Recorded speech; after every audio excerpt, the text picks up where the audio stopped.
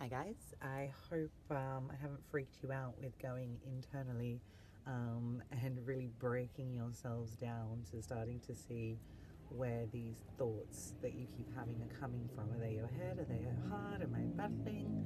And rather than battling, you're starting to learn to balance. Now, today I thought I would cover spirituality, or as I like to call it, spirit you reality. I often get the question, oh, are you spiritual? Only with tequila, vodka, and whiskey. Um, and I know some people look at alcohol as bad, and I'll go into the reasons why a lot of the messages that we get often come when we have let our conscious minds sort of shut down a bit and allow our subconscious to explore the realms that we're told do not actually exist. Now, again, going back to trying to use somebody's keys to get into your house, and I'll put that in an urban environment. My key is not going to work to get into my neighbor's house, and vice versa. Each individual, who's your spirit, you, and your reality come together. And we're quite lucky in 2020 that we have access to information at our fingertips. And they actually say that, each truth starts off as a blasphemous rumor. Maybe, is it Dispatch, God's sixth sense of humor? I believe that he actually buried all the answers inside of us, and it's up to us to look at our spirit and how we're going to bring that into its reality.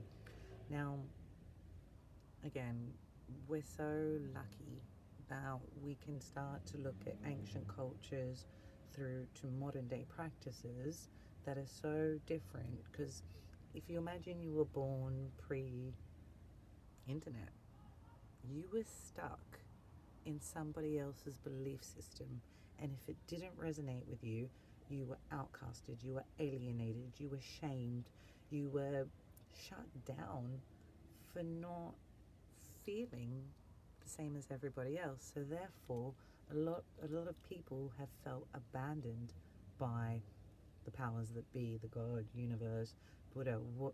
They say, oh, just pray to God and you'll be fine, or just, and we do that, and our prayers don't get answered. So we shut down from that belief system, and we slowly stop believing.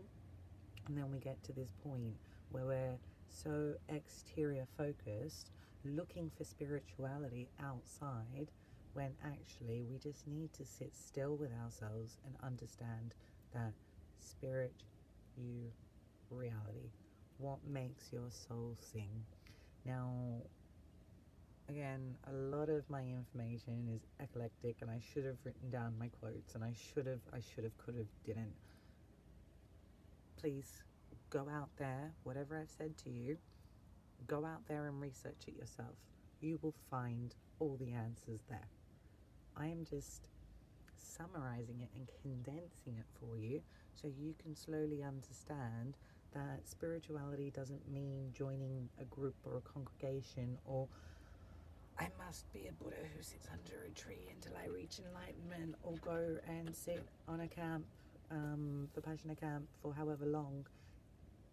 Yes, sometimes you need the discipline in order to reach that elevated state, and in order to shut down the conscious mind and bring forth the subconscious that allows you to express who you really are and what makes your soul sing to you.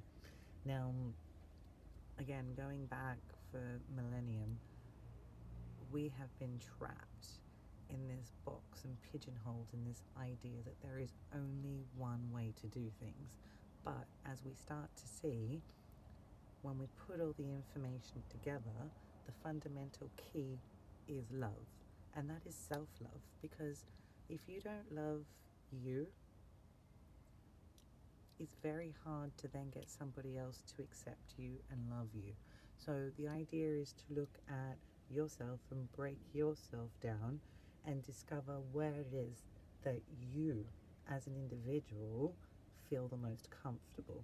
Because I can tell you, you're not going to feel comfortable if you don't agree with a certain way something goes, or I question a lot of things. So therefore I was always looking for that one teacher. Who's going to teach me? Who's going to teach me? Until I got kicked out of everything and no one wanted to teach me. So I had to go on my own path and I had to go look for those answers because I felt that I had been rejected, isolated, pushed away from these so called teachers.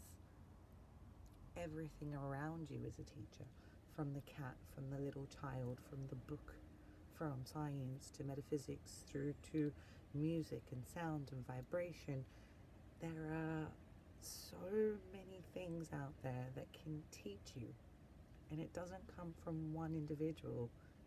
Actually, it does, it comes from you because it's your spirit and your reality. It doesn't come from one person then going, you shouldn't do this and you shouldn't do that. Example, when I was going through quite a hectic time, I personally find it therapeutic to try something I've never done before. So I was like, okay, I want to sew. So I started sewing. Never done it before. No, just curtains, massive curtains. And I got through them and it keeps getting jammed.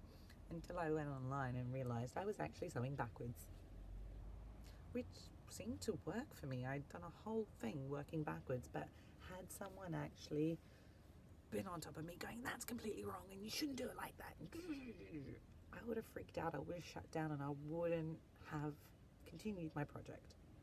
As it stands, I completed my project and I'm quite happy with my project.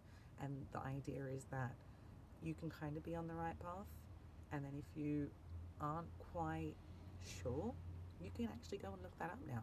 So whatever your spirit needs to feel, and I mean feel, because going back a few episodes, we've shut ourselves down so much that that feeling or that need of recognition from the outside rather than the need and the recognition from in. As we progress as well, I'm going to break things down. I didn't want to bring any practices, but things like astrology that have been used our entire human history, going back thousands and thousands and thousands of years, and it was only for the elite at the time. So a lot of us individuals never actually were, what would you say, lucky enough to be given that guidance of our individual key, because for me the zodiac was designed so we wouldn't step on each other's toes. It's what we're all the same, like I said earlier, except for a bit of pigmentations, but it's the zodiac that separates our personalities and keeps us from squashing each other and our ideas. And there are so many different practices, but if you go through cultures, sound and vibration, and i.e. that is music, the drumming, the beats, the dancing, our bodies and how we move. And if you look at that, it's similar to a Tai Chi or something. So it's about looking at something, and rather than being that is the gospel and the only thing and the only way to do it, and I can't eat meat and I can't drink alcohol and I can't do this and I can't do that. Everything is in moderation, and it's up to you to find the balance of what helps you get to the next level. And again, I'm not talking about sitting on a mountain in the middle of nowhere or not. It doesn't have to be like that. We live in 2020 where the access of information is at super speed, and there is so much out there from every country, culture you can think of, and it's about how you bring that knowledge into your reality. And it could be anything, gardening, from there are so many different things that can really bring you in tune with you and your environment, but it's because of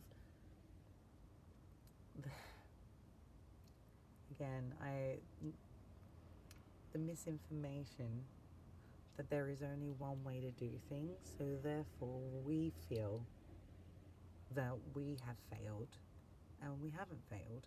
It's actually that we haven't been given the guidance to explore beyond what we are told.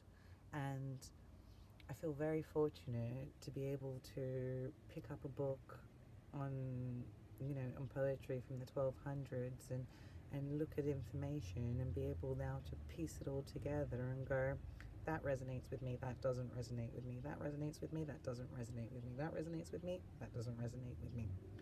Going back, when people say, are you spiritual? I'm psycho. I'm psychological. If it's not logical and it doesn't make sense, then I don't do it.